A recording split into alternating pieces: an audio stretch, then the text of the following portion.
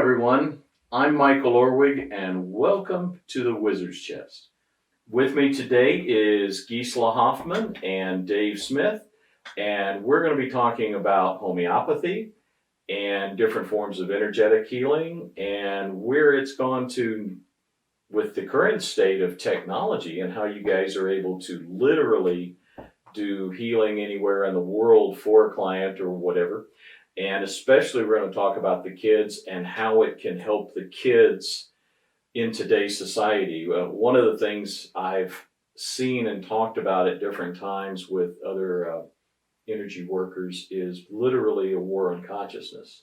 The way so many things are still going on in society today. And it's interesting how within that balance that you guys come up with new healing modalities. The other side comes up with different ways to affect consciousness, but it just seems like there's always, it keeps coming back that they can't ever suppress the evolution that's coming in right now. And you guys' work is wonderful, and I want to offer it to all of the families with all of the kids because there's a lot of autism out there. And your computer program that you guys developed is big with that. For those of you that have never heard of Gisela, Gisela is Hanna Kroger's daughter. Hanna is considered one of the 6 primary pioneers of holistic healing in the United States. Came over from Germany in 1953 and created in the 1950s, which is impossible to imagine, the first health food store here in Boulder, Colorado. Welcome, guys. Thank you for having us. With homeopathy and energetic medicine, let's just talk about a little bit about the basics of homeopathy. Dave, you've been at it for a period of time, but one of your main strengths is the power of the word and energetics. So from your perspective, let's talk a little bit about your understanding and how you've used homeopathy for some of your own healing and different works. Well, the history of homeopathy, the underlying principle of homeopathy, as we know, is like cures like. And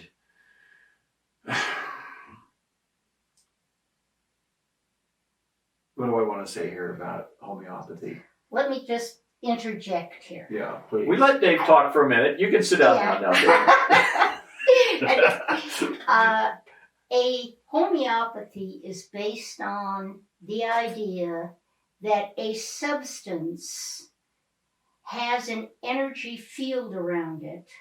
So if the substance is toxic, that energy field around it will heal the damage caused by the toxin.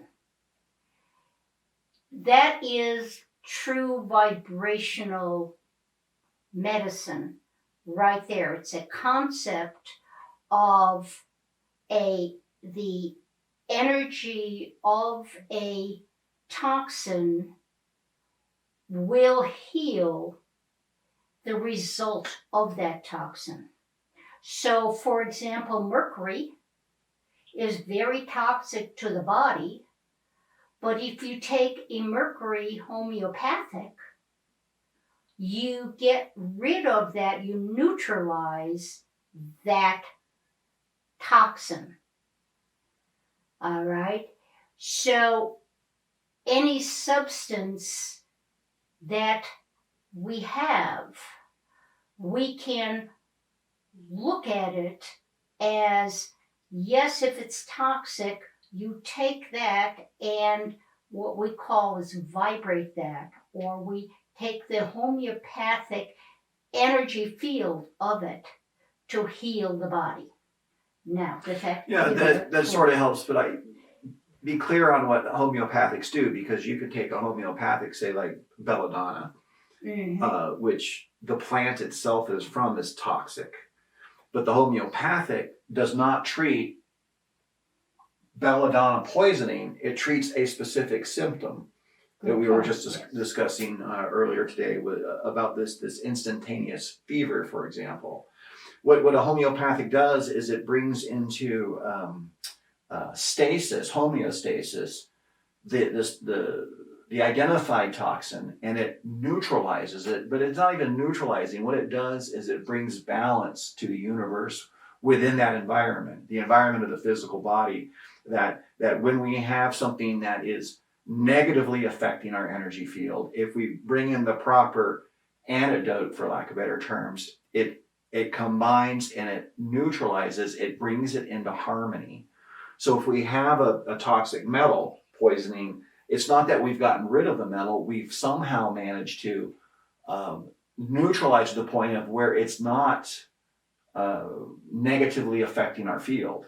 And this goes into that whole thing with vibropathics, and looking at how, as Gisela says, when we vibrate a word or we vibrate an idea, that we're intentionally sending that out into the universal field of frequencies, and that we can as effectively, without a classical homeopathic, without physically taking it, we can affect the homeostasis of that field through a vibropathic that the client does not have to take.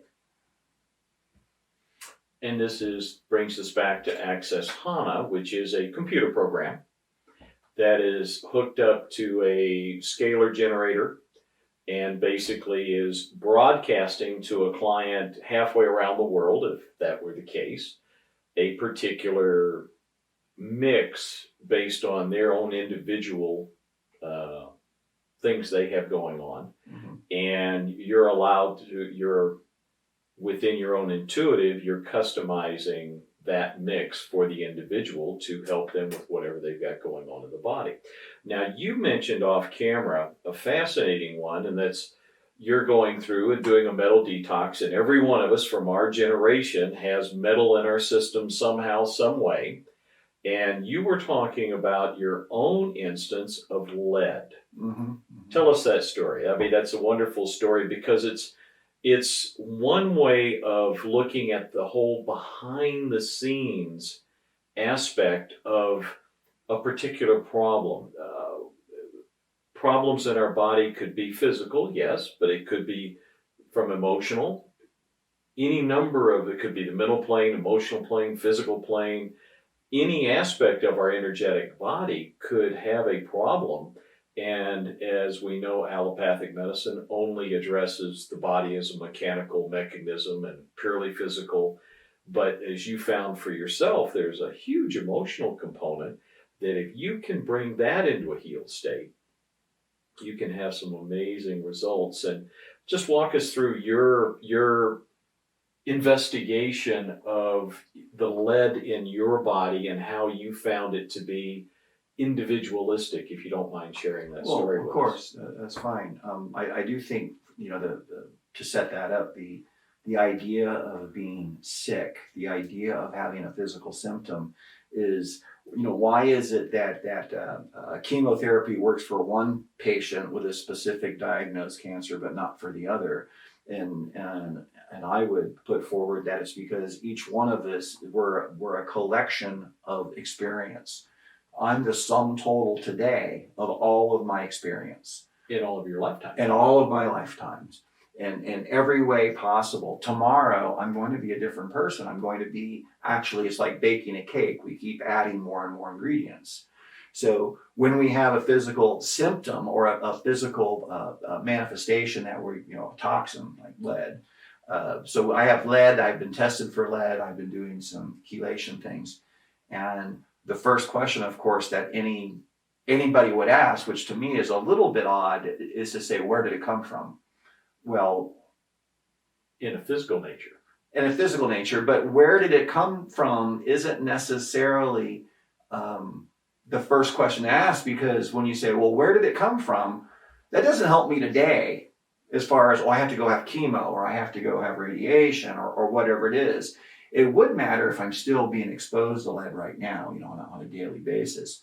But the question was, where did it come from? And this is where I feel like clients of ours have sometimes difficulty consciously trusting their inner voice, that whatever pops in your mind first, just follow that lead in a little reflective way to say, well, what if this were true?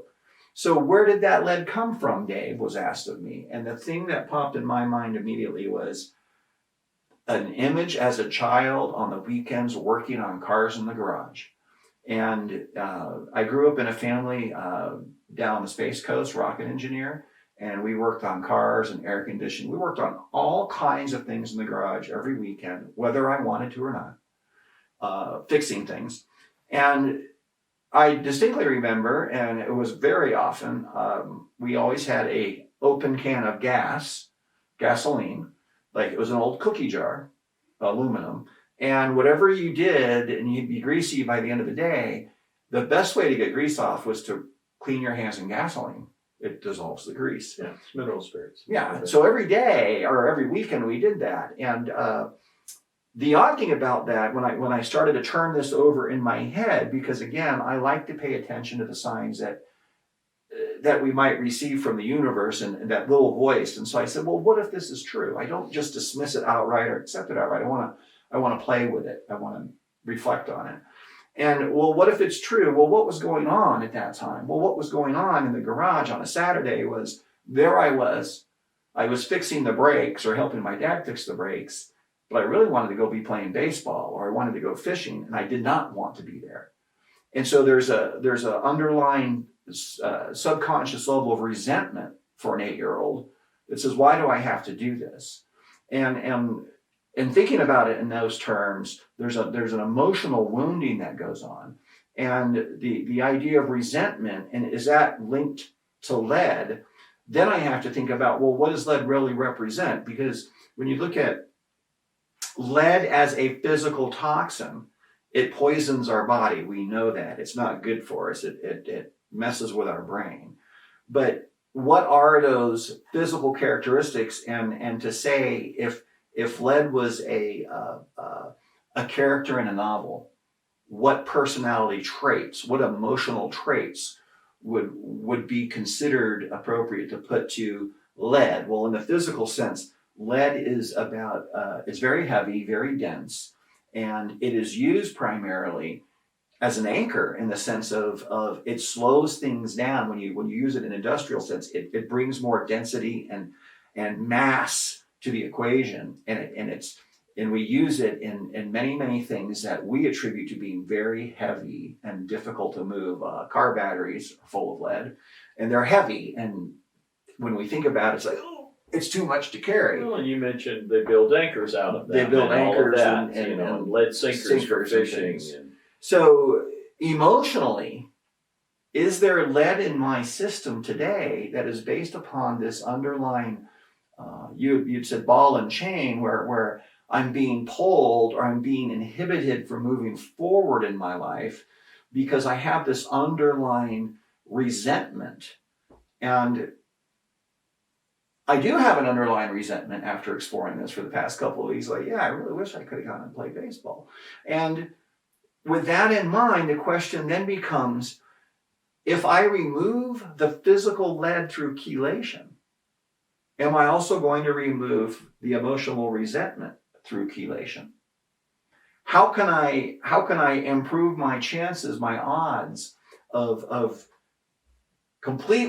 more completely eliminating the toxin known as lead, both physically and emotionally? And then we can talk about another dimension. So in this case, for me, it's a good example of how we learn to heal ourselves, because we have to heal ourselves.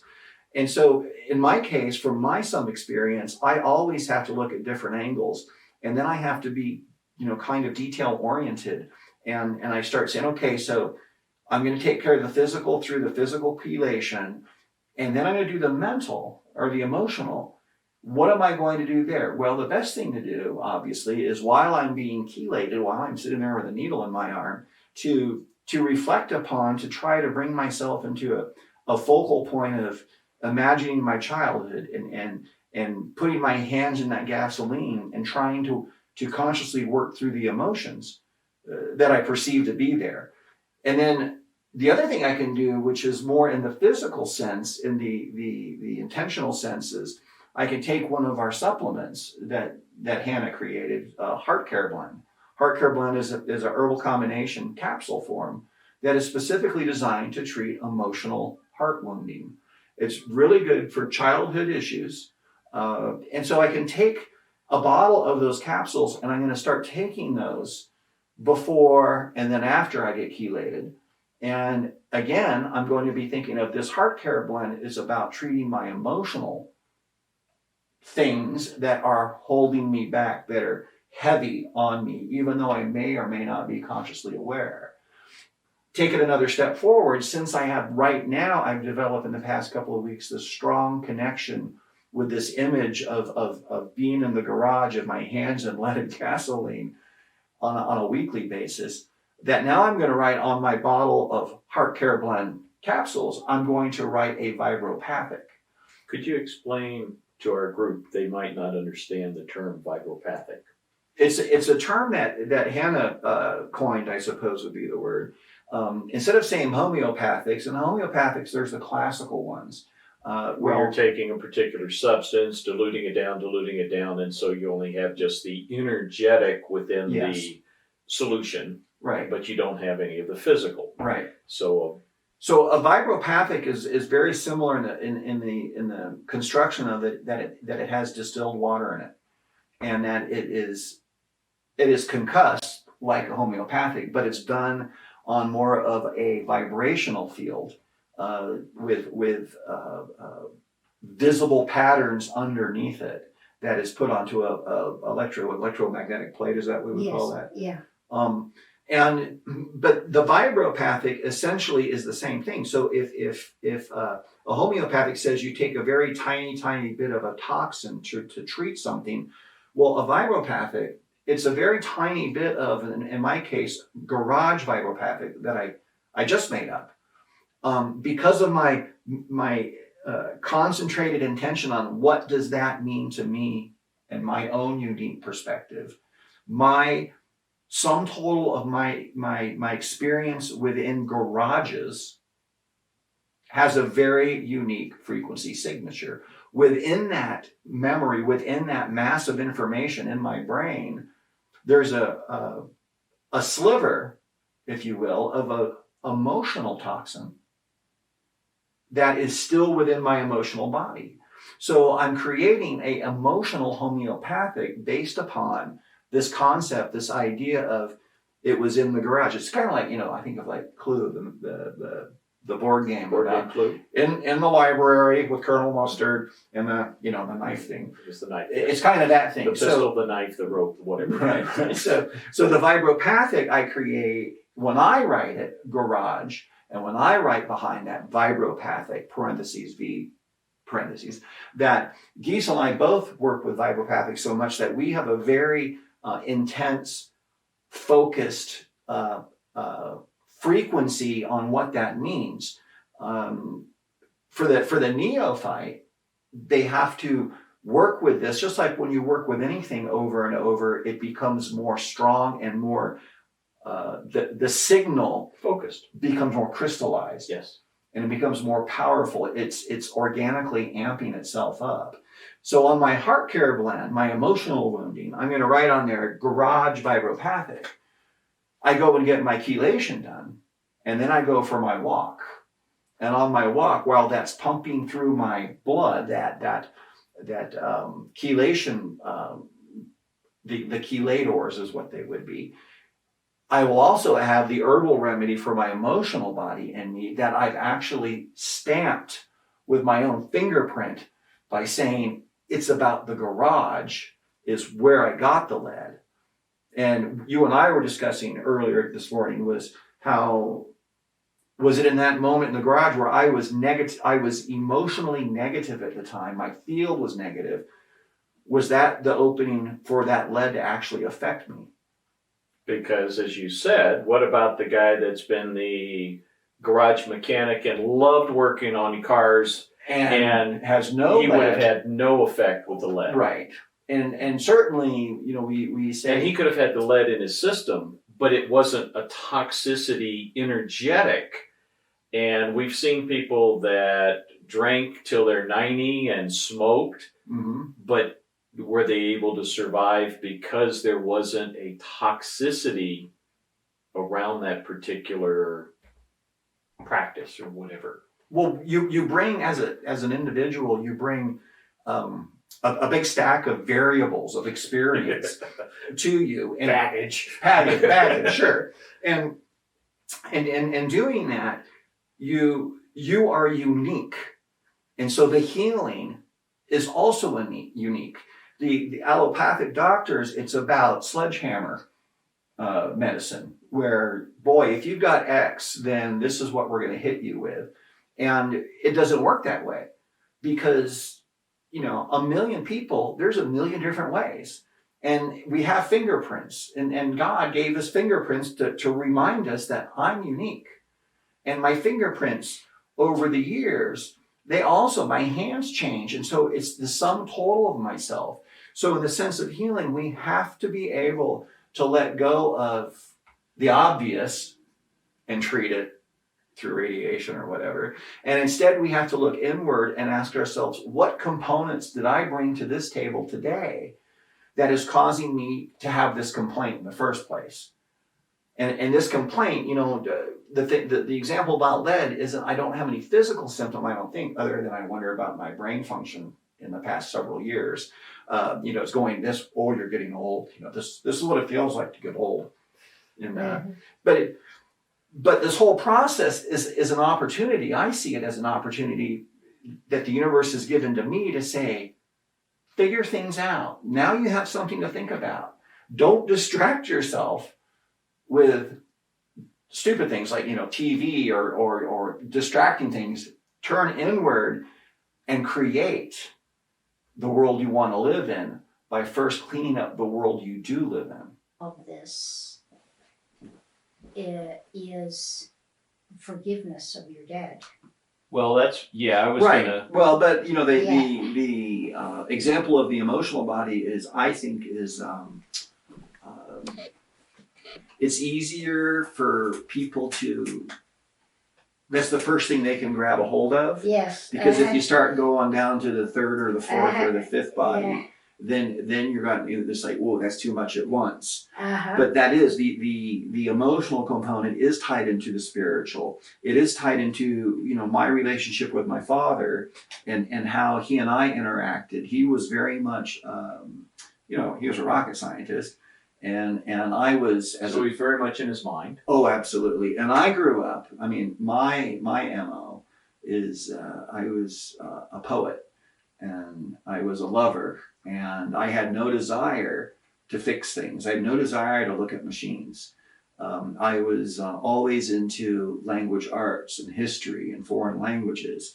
And that created a friction between my father and I. And let's face it, his generation was not emotionally available. No. I mean, not only not, but he grew up in the Depression.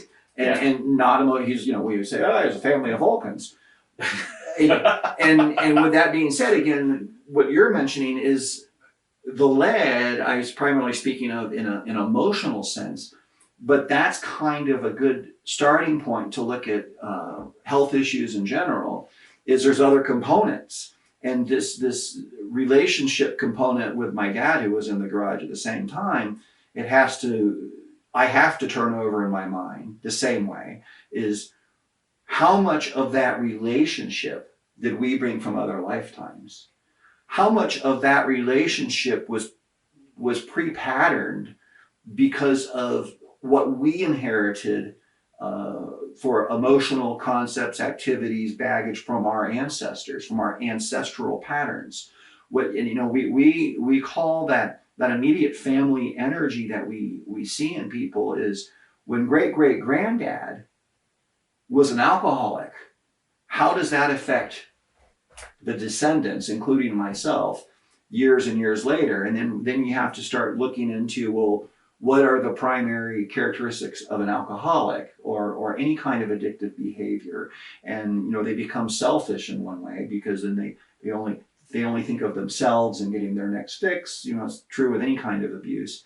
So the idea of any situation we find ourselves in, must involve the discussion of what we would call the past, and not just our past, but our ancestors' Your past. family's past, the entire No. genealogy, your entire social network of the United States, Right. mass consciousness in the world, the whole bit. And remember that in a multi-dimensional universe existence, time is the last thing that we need to talk about. Time is a third dimensional point of convenience for us to meet at 10 a.m. this morning, or maybe It's a great 10:30. illusion, yes. It's an illusion. So in the now, I am not only the sum total of my life experience or my past lives experiences, I'm also the sum total of the way that my father, the words he used with me, or the way that my mother grew up,